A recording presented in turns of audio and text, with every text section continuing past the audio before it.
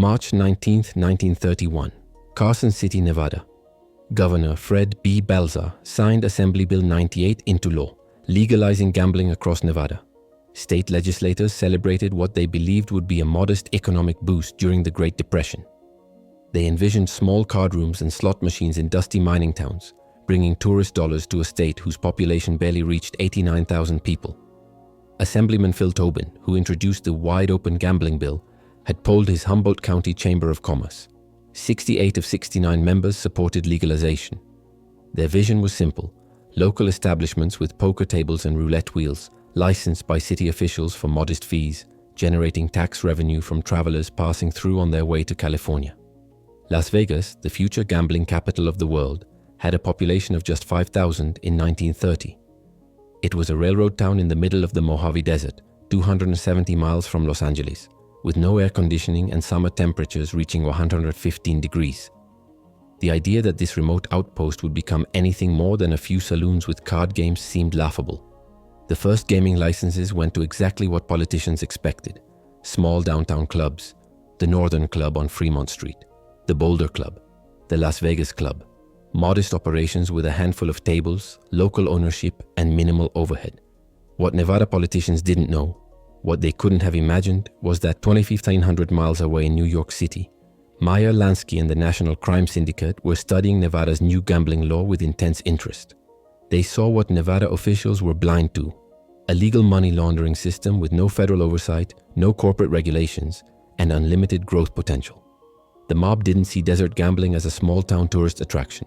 They saw it as the greatest criminal opportunity in American history, and they were about to prove it. December 26, 1946, 9 p.m. The Flamingo Hotel's casino doors opened on what would become the Las Vegas Strip, then just a lonely stretch of US Route 91 in the desert 3 miles from downtown. Benjamin Bugsy Siegel stood in his tuxedo, watching celebrities and local gamblers walk into a vision that Nevada politicians had never imagined. The Flamingo was unlike anything Las Vegas had seen. Where Nevada expected simple card rooms and slot machines, Siegel built European luxury.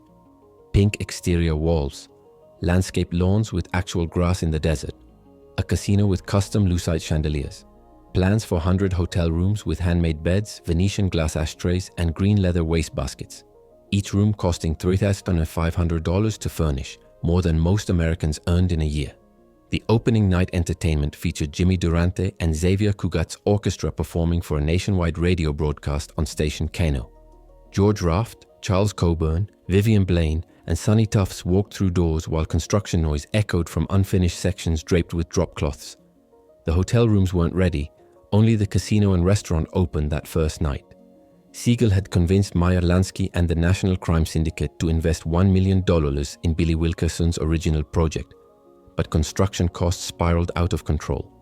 Post-World War II material shortages, black market pricing, suspicious cost overruns. The final price tag reached $6 million, 6 times the original budget. The syndicate partners back east, Frank Costello, Joe Adonis, and Lansky, watched their investment hemorrhage money. Nevada politicians saw a flashy casino in the desert. The mob saw $5 million in unexplained overruns and suspected Siegel was skimming during construction. The opening week was a disaster. Because the hotel wasn't finished, gamblers couldn't stay overnight. They played, they won, and they left with the Flamingo's money.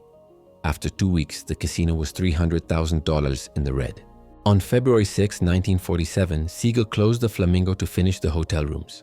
FBI informants reported that Siegel told associates Meyer Lansky, Joe Adonis, and Frank Costello may want to kill him for losing their investment. The syndicate had bankrolled American organized crime's most expensive gamble, and it was failing spectacularly. March 1, 1947. The Flamingo reopened with 105 completed hotel rooms designed by architect Richard Stadelman. Guests could now stay overnight. The formula finally worked. Within weeks, the casino turned profitable. In April, Siegel forced original investor Billy Wilkerson out of the partnership entirely. By May, the Flamingo was generating steady profits. But the syndicate's patience had run out. June 20, 1947. 10:45 p.m. Siegel sat in the living room of Virginia Hill's Beverly Hills mansion, reading the Los Angeles Times. An unknown shooter fired 9 rounds through the window with a .30 caliber military rifle. 2 bullets struck Siegel's head. He was dead instantly. Within minutes of the shooting, Gus Greenbaum, Morris Rosen, and Mo Sedway walked into the Flamingo and announced to employees that they now controlled the property. The syndicate takeover had been coordinated to the minute. Siegel was dead, but his vision had proven the concept. A luxury resort in the desert could generate enormous profits. Nevada politicians thought gambling would remain small-scale local entertainment. The mob had just demonstrated that Las Vegas could become an empire built on organized crime capital. And the Flamingo was only the beginning. The Flamingo's profitability under mob management triggered an investment wave that Nevada officials were powerless to stop. From 1952 to 1957, organized crime built a casino empire on the Las Vegas Strip using a formula that made their ownership nearly invisible. The financing came from an unlikely source: the Teamsters Union Central States Pension Fund. Through connections with corrupt union officials, Meyer Lansky and the syndicate accessed hundreds of millions in worker retirement money for casino construction loans. They also partnered with Mormon bankers who provided institutional legitimacy while looking the other way at the criminal investors hiding behind front companies. The casinos rose like desert monuments to mob ambition. The Sahara in 1952, the Sands in 1952, the New Frontier in 1955, the Royal Nevada in 1955, the Showboat in 1954, the Riviera in 1955, the Fremont in 1956, Binion's Horseshoe, finally the Tropicana in 1957, each one financed with Teamsters pension funds, each one featuring the same frontman system that protected mob ownership. By 1954, over 8 million people visited Las Vegas annually, pumping $200 million into casinos. The city's population exploded from 24,124 in 1950 to 44,600 by the end of the decade. What Nevada politicians envisioned as small-scale local gambling had become a national tourist destination built entirely on organized crime capital. The operation was brilliant in its simplicity. Clean record operators with no criminal history applied for gaming licenses and became the official owners.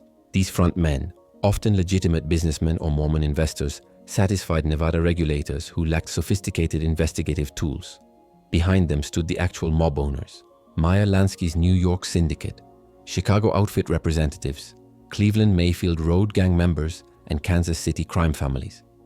In November 1950, Senator Estes Kefauver brought his special committee to investigate crime in interstate commerce to Las Vegas for hearings. Mo Sedway, manager of the Flamingo and friend of Bugsy Siegel, testified under oath.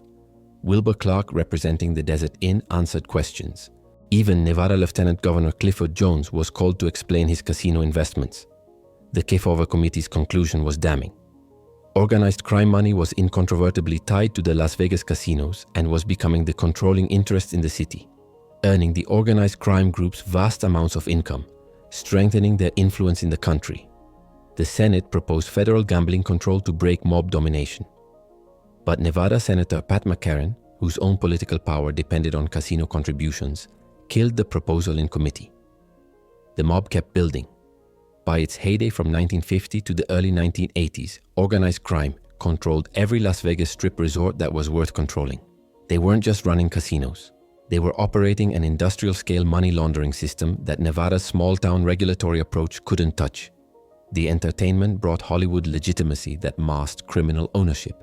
Frank Sinatra, Dean Martin, Sammy Davis Jr., Peter Lawford, Andy Williams, Liberace, and Bing Crosby performed in intimate casino showrooms. Tourists came to see the stars, stayed to gamble, and had no idea their money was flowing to mob syndicates across America. Nevada politicians who celebrated gambling legalization in 1931 had lost complete control. They envisioned local card rooms. The mob built a billion-dollar empire financed with union pension funds, fronted by legitimate businessmen, protected by corrupt politicians, and operated as the most successful criminal enterprise in American history. And they were just getting started with the most lucrative part, the skim. Meyer Lansky didn't build a gambling empire to pay taxes. The mob's accountant had pioneered offshore banking and money laundering in 1932, shifting money from illegal operations in New Orleans to Swiss bank accounts protected by Switzerland's new secrecy laws. By the 1950s, Lansky controlled the most sophisticated criminal financial operation in American history, and Las Vegas was its crown jewel. The scheme was breathtakingly simple. Casino count rooms received cash from gaming tables and slot machines throughout the day. Before employees recorded the official totals for tax purposes, Trusted mob operatives removed suitcases full of untaxed cash. The stolen money never appeared on any ledger. Nevada gaming regulators never saw it. The IRS never taxed it. It simply vanished into mob distribution networks. Lansky served as the conduit for Las Vegas casino investments worth $2.2 million, yielding over $1 million in cash income from skimmed profits annually. He held financial interests in the Flamingo Sands and other major properties, collecting skim payments that flowed to crime families across America: Chicago Outfit, Cleveland Mayfield Road Gang, Kansas City Crime Family, and New York's Five Families. The Flamingo alone generated enormous skim under mob control. After Bugsy Siegel's murder, the casino turned consistently profitable, with a substantial portion of those profits flowing through Lansky's offshore banking network. When the Sands Hotel sold to Howard Hughes in 1967, Lansky allegedly collected $1 million, a fraction of what he'd skimmed over 2 decades of hidden ownership. The Stardust became the most lucrative skim operation in Las Vegas history. In 1974, frontman Alan Glick received a $62.75 million loan from the Teamsters Central States Pension Fund to purchase the Stardust, Fremont, and Hacienda casinos. Behind Glick stood Kansas City boss Nick Civella, Chicago Outfit leaders, and Cleveland crime families coordinating the operation. Glick hired Frank "Lefty" Rosenthal as his executive consultant. Rosenthal was a crooked oddsmaker with ties to Chicago Outfit leader Joseph Ayupa, installed specifically to oversee the skimming operation. Starting in November 1974, mob operatives systematically embezzled slot machine coins and count room cash from all 4 casinos Glick controlled. The mathematics were staggering. In 1970, U.S. prosecutors indicted Lansky for concealing and distributing $36 million in unreported income between 1960 and 1967. Just from operations prosecutors could document, the actual total across all mob-controlled casinos was likely multiples higher. Lansky's genius was making the money disappear internationally. He eventually purchased an offshore bank in Switzerland, using it to launder casino skim through a network of shell companies and holding companies. Swiss banking secrecy laws protected his accounts from U.S. investigation. Money skimmed in Las Vegas count rooms would appear days later in numbered Swiss accounts, then flow to mob bosses as legitimate banking transactions. Before Fidel Castro's 1959 revolution cost him millions in Cuban casino investments, Lansky was estimated to be worth $20 million, equivalent to $184 million in 2023. When he died in Miami in 1983, his estate was officially valued at only $57,000. The fortune had been hidden so successfully that even his family couldn't access it. In 1972, Lansky was indicted for skimming millions from Vegas casinos.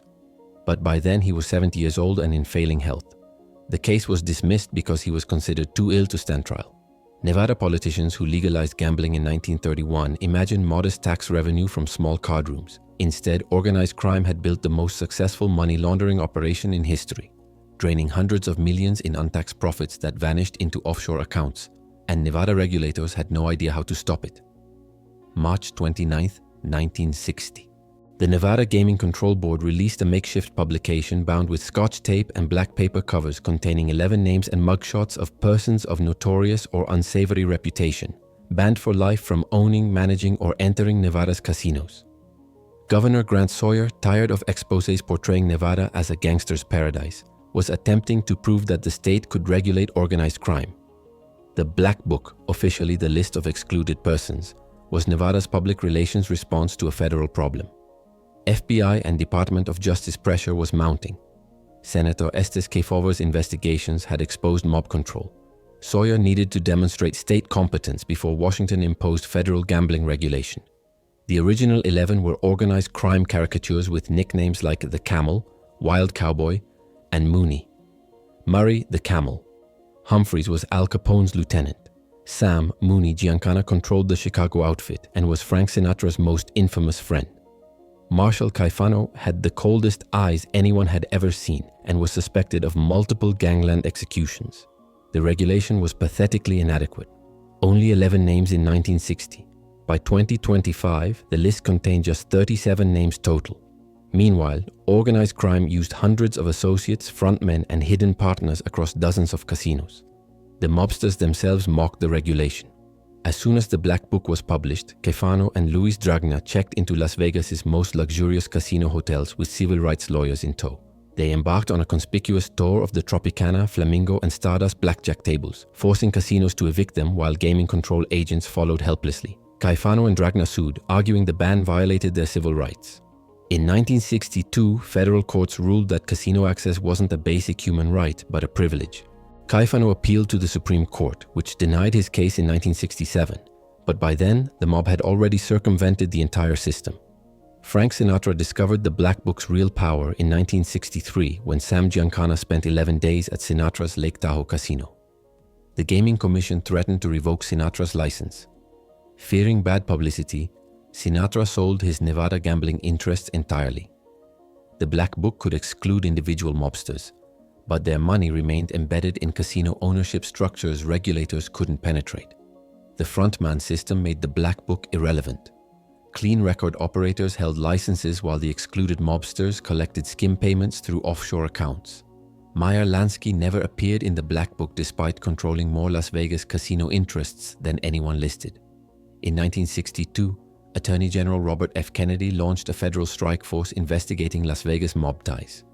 The FBI opened a permanent Las Vegas field office with organized crime as its priority. But without RICO's legal framework, federal investigators could document crimes without having prosecution tools to dismantle the syndicates. Nevada's regulatory efforts through the 1960s and 1970s were theater for federal consumption. The Black Book contained 37 names over 6 decades. The mob controlled every strip resort worth controlling, using thousands of associates not on any list. By 1975, the Black Book was officially renamed the List of Excluded Persons, after a Nevada resident complained the original title was racist. It received a silver cover to replace the black binding. The cosmetic changes couldn't hide Nevada's fundamental problem. State regulators created in 1955 were trying to control a criminal empire built from 1931 to 1947 with a 24-year head start. The mob's golden age continued uninterrupted. They simply worked around the Black Book exactly as they worked around every other Nevada regulation, with better lawyers, hidden ownership structures, and untraceable offshore accounts that state investigators couldn't touch.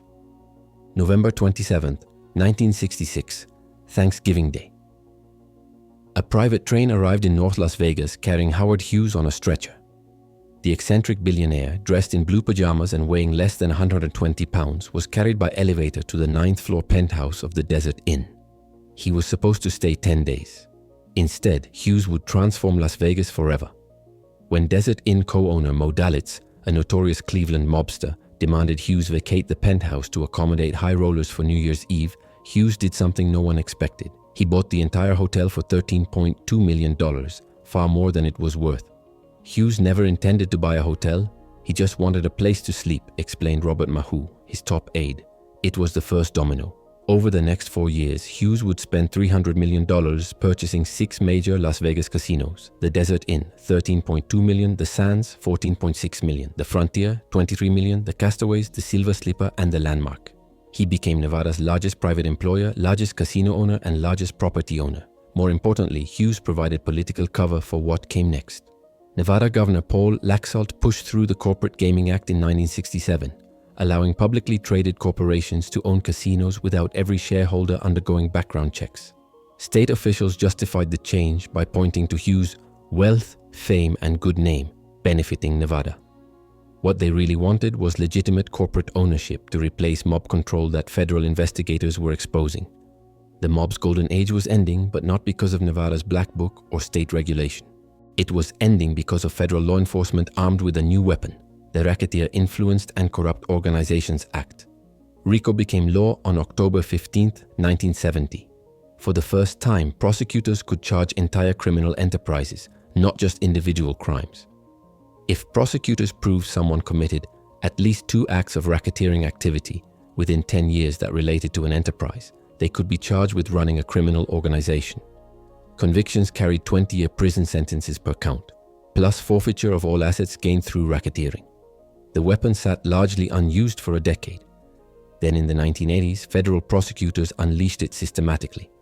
In 1983, Joseph "Joey the Clown" Lombardo and Angelo "The Hook" La Pietra of the Chicago outfit were charged under RICO for illegal gambling, loan sharking, and extortion connected to Las Vegas casinos. The Chicago outfit, which had controlled Vegas skim operations since the 1950s, faced coordinated federal prosecution for the first time. The 1985 Mafia Commission trial demonstrated RICO's devastating power. U.S. Attorney Rudy Giuliani indicted the heads of New York's 5 families, including Tony Salerno and Carmine Persico, for extortion, labor racketeering, and murder. Time magazine called it the most significant assault on the infrastructure of organized crime since the high command of the Chicago Mafia was swept away in 1943. 3 mob bosses were sentenced to 100 years in prison on January 13, 1987. Salerno received an additional 70-year sentence. Persico got 39 more years. Most would die in federal prison. The combination of corporate legitimization and RICO prosecutions broke mob control that Nevada had tolerated for 40 years. By the late 1980s, organized crime's influence in Las Vegas casinos had declined significantly, not because of the Black Book or state regulators, but because American federal law enforcement finally had legal tools sophisticated enough to dismantle criminal enterprises that state officials never could. March 19, 1931, Nevada legalized gambling, expecting small card rooms in mining towns generating modest tourist dollars. Governor Fred Balzar and state legislators envisioned poker tables and slot machines run by local businessmen, licensed by city officials for nominal fees. Las Vegas had 5,000 residents. The idea of billion-dollar casino empires controlled by criminal syndicates seemed impossible. 55 years later, federal prosecutors were systematically dismantling the largest organized crime operation in American history, an operation Nevada politicians had inadvertently created and proven completely unable to control. The mathematics of underestimation were staggering. From 1946 to 1980, the mob controlled every strip resort worth controlling. The Flamingo, Sands, Desert Inn, Riviera, Tropicana, Stardust, Fremont, and Hacienda, all financed with Teamsters pension funds, operated through frontmen and systematically skimmed for untaxed profits flowing to crime families from Chicago to New York. Meyer Lansky alone held interest worth $2.2 million, yielding over $1 million in annual cash income from skim operations. By 1959, his fortune was estimated at $20 million, equivalent to $184 million in 2023. When he died in 1983, his official estate was valued at only $57,000. The rest had been hidden so successfully in offshore accounts that even his family couldn't access it. Nevada's regulatory attempts were pathetic against mob sophistication. The Gaming Control Board, created in 1955, was trying to control an empire built from 1931 to 1947 with a 24-year head start. The Black Book contained only 37 names over 6 decades, while the mob used hundreds of frontmen and associates. Senator Pat McCarran killed federal gambling control proposals to protect mob casino contributions. The turning point came not from Nevada, but from Washington. The 1967 Corporate Gaming Act allowed legitimate companies to own casinos without background checking every shareholder. Howard Hughes spent $300 million purchasing 6 major properties, providing cover for corporate legitimization. But the real weapon was RICO. From roughly 1975 to 1990, federal law enforcement systematically expelled the mob from Las Vegas through a combination of RICO prosecutions, FBI investigations, and changing casino economics. By the early 1980s, organized crime's advantages had evaporated. Mega resorts like the International, 1969, with 1,500 rooms cost $50 million to build, far beyond mob financing capability compared to the Sands' $4.5 million in 1952. The Stardust skim operation, depicted in the movie Casino, became the FBI's showcase RICO prosecution, taking down Chicago mobsters who had controlled the property for decades. Boyd Gaming purchased the Stardust in 1984, marking the transition to legitimate corporate ownership. The property was imploded in 2007. Today, Resorts World occupies that location. By the late 1980s, the Mafia Rat Pack era had ended with the aging out of the World War II generation and the rise of baby boomer entrepreneurs who began corporate Las Vegas.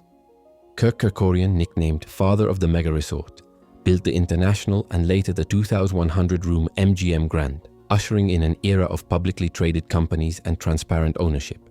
Nevada politicians who thought desert gambling would stay small had inadvertently created the greatest criminal opportunity in American history. They spent 40 years unable to control what they had created.